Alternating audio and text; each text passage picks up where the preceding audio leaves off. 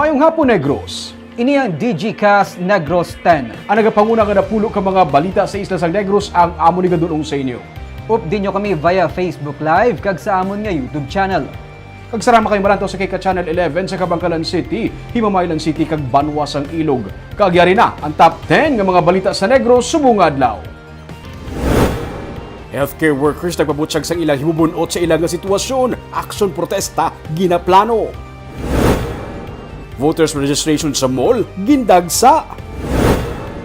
Dalan Araneta sa Bacolod ginsiradaan bangod siyang natumba nga poste kaginsagaid sa truck. Quarantine facilities tuyo nga himuon bilang field hospital. Kag sa tripping ni Ruming aton katuan ang isa ka rest house for rent. Inatanan sa Digicast Negros X.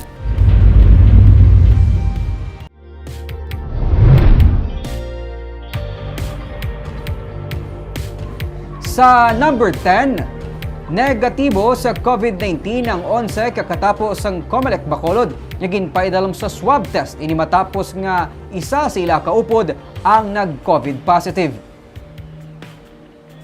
Sunod kay Comelec Bacolod Elections Officer Attorney Katrina Trino Canya, 11 sila nga gin-swab kag nag-negatibo sa virus. May isa naman nga wala nagpaidalom sa swab test.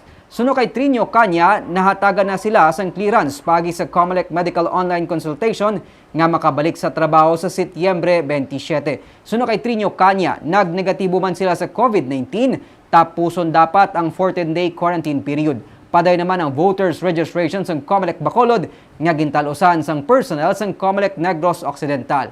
Sa Setyembre 30 na ang katapusan nga adlaw para sa voters registration.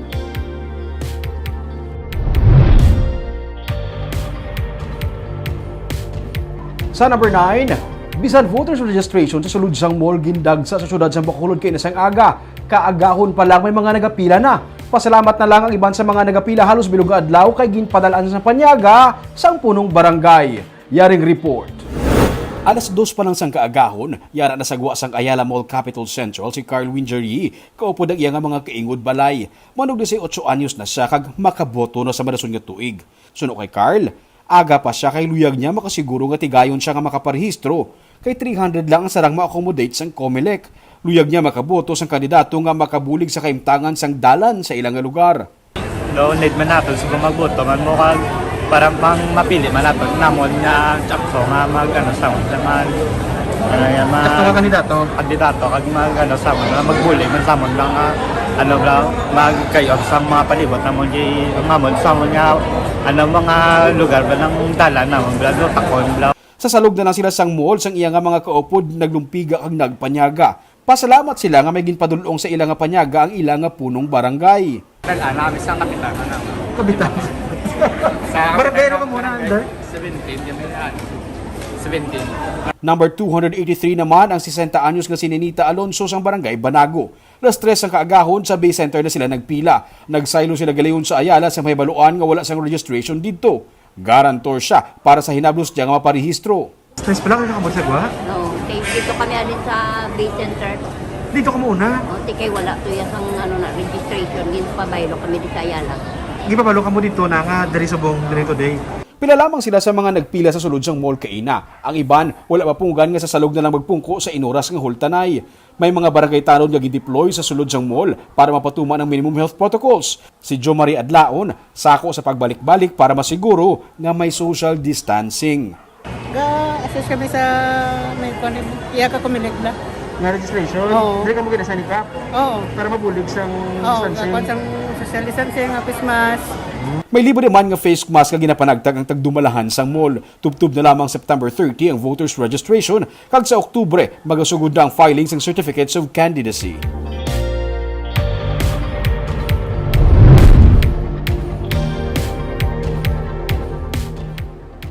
Sa number 8, kapulisan sa Negros Occidental ang halos 100% vaccinated na.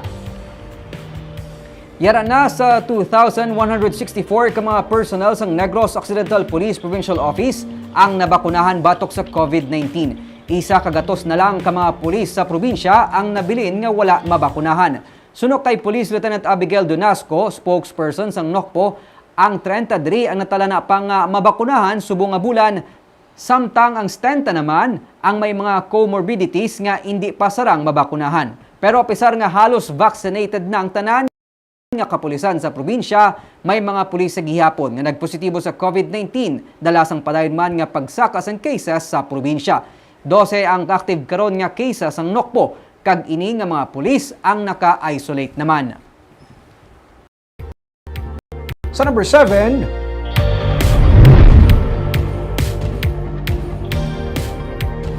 isa ka posting na utod kag nakakas ang bahin sang isa pagid sa may dalan Araneta matapos masalawid sa isa ka 20-footer nga container van mga launa kaagahon kaina. Gilayon niya ginsira ang mga bahin sang dalan nga yara mismo sa atubang sang Gaisano City Mall kag ginreroute ang traffic. Halos bilog man nga adlaw wala malabyan sang salakyan ang among dalan. Mga kable sang telephone lines ang apektado lakip na ang internet service. Sunod kay Major Ruel Kulanag ang pamuno sang Traffic Management Unit kag Bacolod Traffic Authority Office nagaluy-luy naman gid nga daan ang kable. Rason nga nasalawid sang 20-footer container van gagikan sa reclamation area kag padulong sa surga bahin sang probinsya. May salabton suno sa kay Kulanag ang kumpanya sang container van. Ginkuhaan sang lisensya ang driver pero wala naman gindetain. Wala naman sa may ginreport kinasamaran sa among nga insidente. Hindi man siya malabot kung wala siya nagloy-loy. Kaso nagloy-loy na gid siya. So, ginisla na naposte sa aton nga mga sa atong telecom company. Sir, may salabton to sir ang container van? Oo. Paano kay usually pag container van nga taas may mga painante man na sila nga kunkuan nga singito na nila kag kuan mo. Ay, okay. Ipataas balang kurente ng mga loy-loy at tuya do nagdasig tulong dagan sang kuan suno sa na interview tabla ng mga ara man da sa area.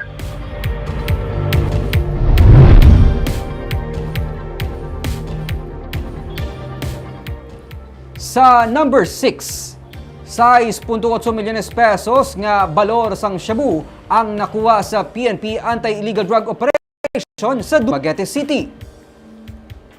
Arestado ang 35 anyos nga si Renato Cadano matapos makuha sa iya kahapon ang 6.8 milyones pesos nga balor sang ginasuspetsuhan shabu sa search warrant operation sa Barangay Balogo sa Dumaguete City. Ang apat ka nagkalain-lain nga unit sang PNP sa Region 6 Negros Oriental kag Dumaguete among nagpatigayon sang pagserbe sang search warrant batok sa suspect nga isa ka high-value individual. Ginabulubanta nagabugat sang 1 ka kilo ang shabu nga nakuha sa iya. Kaso nga paglapas sa Republic Act 9165 ang ipasaka batok sa suspect nga karon detained na sa Dumaguete PNP.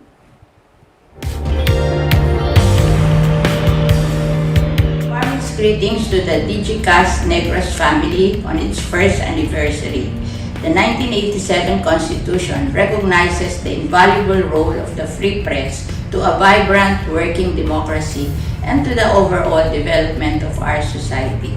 I thus congratulate the Digicast for promoting its brand of responsible online journalism and information broadcasting for the benefit of all Filipinos, not only in Negros but all over the country and abroad. Thank you, and may you have more success in the future.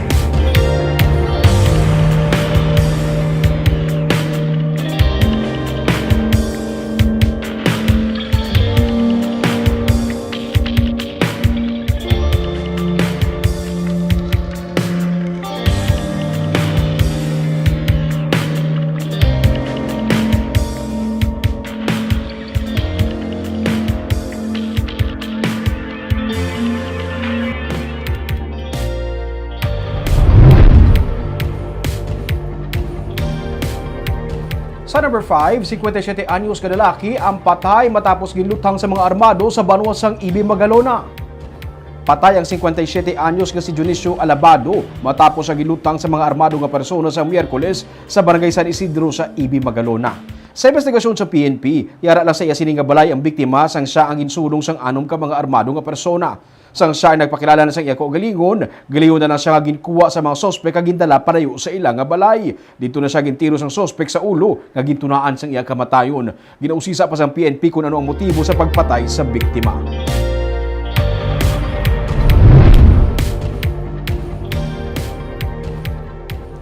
Sa number 4, sa Barangay Banago sa Bacolod, 8 ka mga katapo sang pamilya ang nagpositibo sa COVID-19. 2 sa ila napatay. Isa ka 39 anyos nga event organizer ang unang nagpositibo sa COVID-19 sa mga panimalay sa isa ka subdivision sa Barangay Banago sa Bacolod. Napatay siya sadtong Setyembre 1. Sunod nga napatay ang iya 35 anyos nga utod sadtong Setyembre 11. Ang mag-utod nga nagkalamatay ang wala pa mabakunahan. Ang ila amay nga 68 anyos ang vaccinated na kag nalatnan man sang virus pero mild symptoms lang ang ginbatsyag. Kag ang lola sa mga napatay nga isa ka 75 anyos nga vaccinated naman amo lang gid ang nagnegatibo sa virus. Gin-lockdown na ang ilang puloy-an.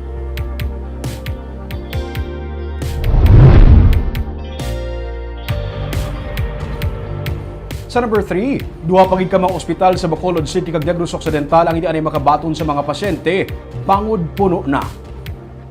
Wala na sa bakante ang Bago City Hospital sa syudad sang Bago ang mga temporaryo hindi anay sila makabaton sa mga pasyente. Sirado man karon pati ang opisina sang City Disaster Risk Reduction Management Office para sa disinfection. Ini matapos isang isa nila ka empleyado ang nagpositibo sa COVID-19 sunod sa kay Dr. Mary Jane Ortizo, pamuno sa Bago DRRMO. Sa Bacolod, ginanunsyo naman sa Metro Bacolod Hospital and Medical Center nga yara na sa full capacity ang COVID-19 wings ng ospital. Sa abiso naman sa Corazon Docsin Montelibano Memorial Regional Hospital, pwede na maka-accommodate ang mga non-COVID patients sa Department of Pediatrics o galing para lamang ini sa pasyente nga may extreme emergency cases.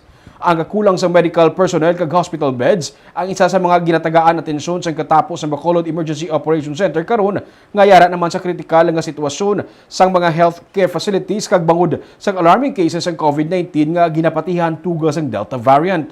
Ang pagdugang sa isolation facility kag pagpabaskog sa vaccination program kabahin sa mga tika nga ginapatuman agud mapaiway ang pagkautas ang kabuhi nga dala sang virus.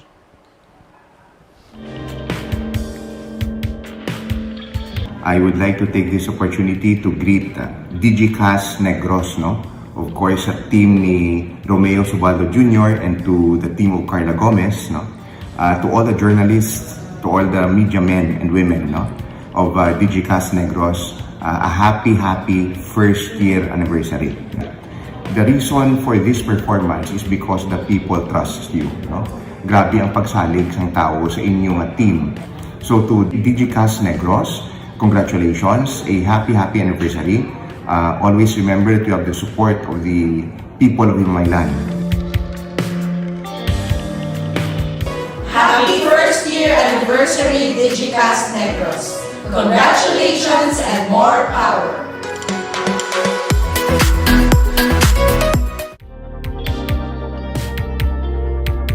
Sa number 2,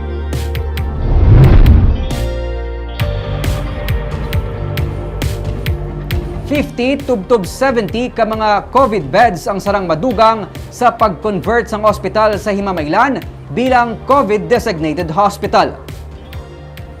Karon nga puno ang mga ospital sa Cadiz kag Valladolid suno kay Provincial Administrator Frando Diaz, ang ospital sa Himamaylan ang ginapaabot magabulig sabat sa kakulang sang COVID beds labi na sa Southern Negros. Padayon karon ng minor repairs kasubong man ang pagpadala sa mga machine kasubong sang high flow oxygen machine para maplastar na ini.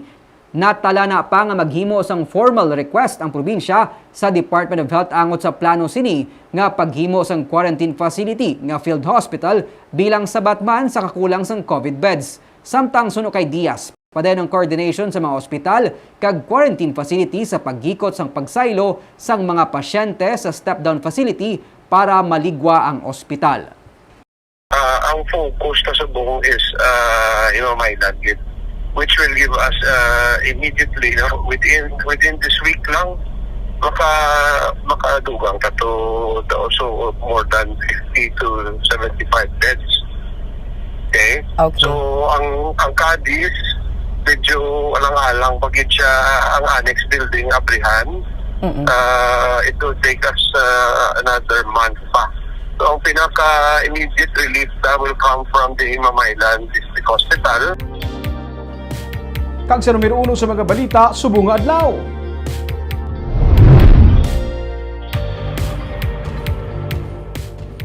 Pila ka mga medical health workers ang nagpabutyag nga handa mag-resign sa trabaho bangod sang hindi nalangay nga paghatag sa benepisyo sang gobyerno karon nga may pandemic.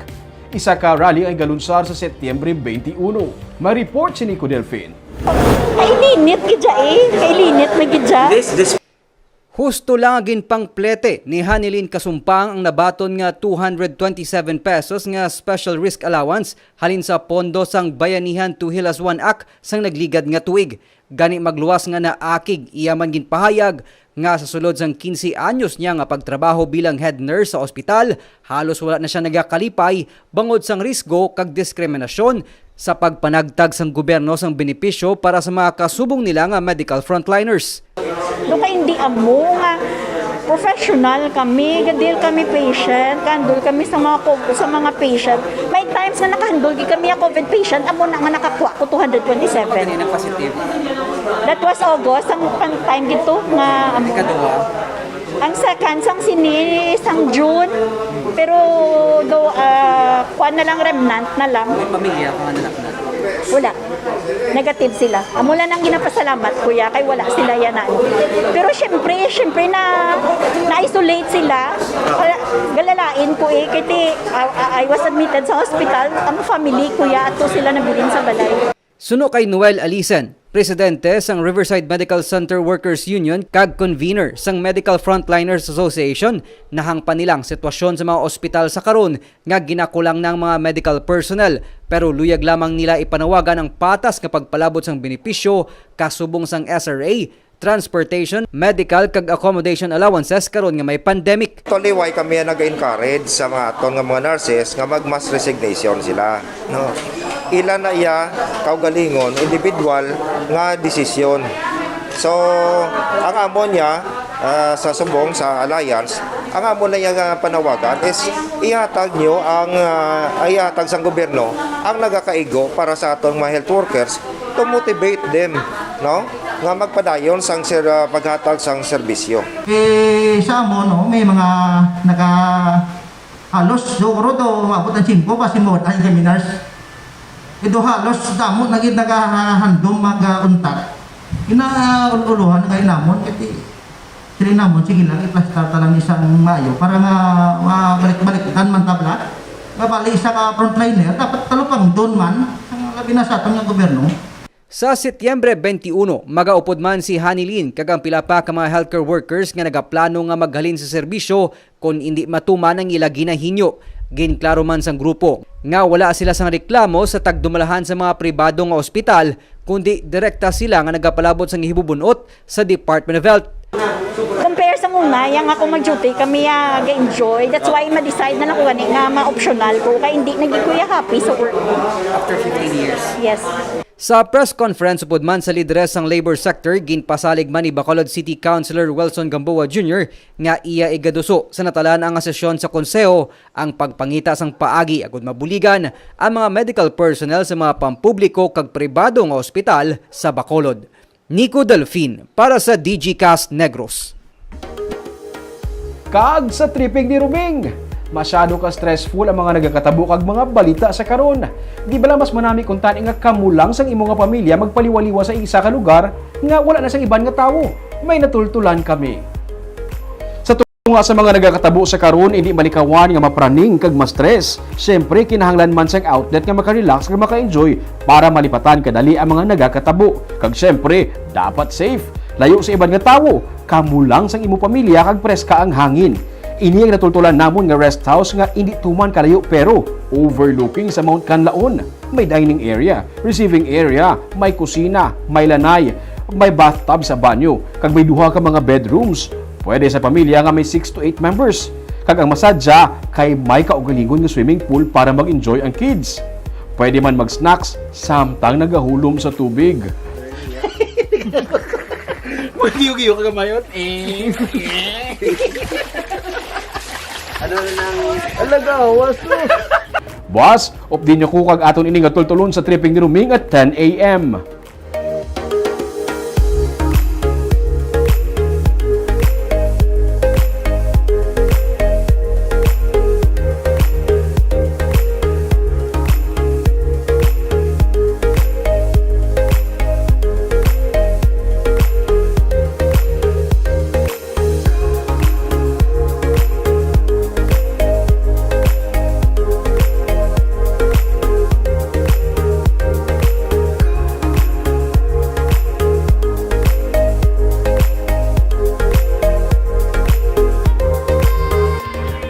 Next, ang muna ka-stressful sa mga unod sa balita, di ba ka namin anay magguwa kadali sa city, no?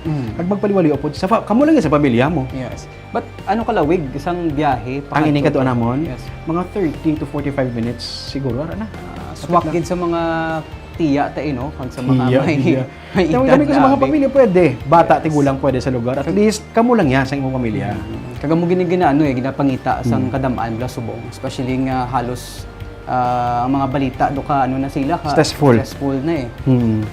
At least a form of relaxation upod sa family. At the same time, pinaka-importante, safe lang. Yes, amo ginang dapat gid subong tandaan labi na subong gasaka ang cases naton di lang sa syudad sa Bacolod kundi diri man sa probinsya sang Negros Occidental. So dapat gid no sa mga naga-travel keep safe gid dapat. Kag may mga may mga towns kag mga cities man nga may requirements sa ila pagbiyahe. So, dapat before ka mag-travel, hibol mo yung requirements. Kag pinaka-importante siguro, bottom line is stay safe, everyone.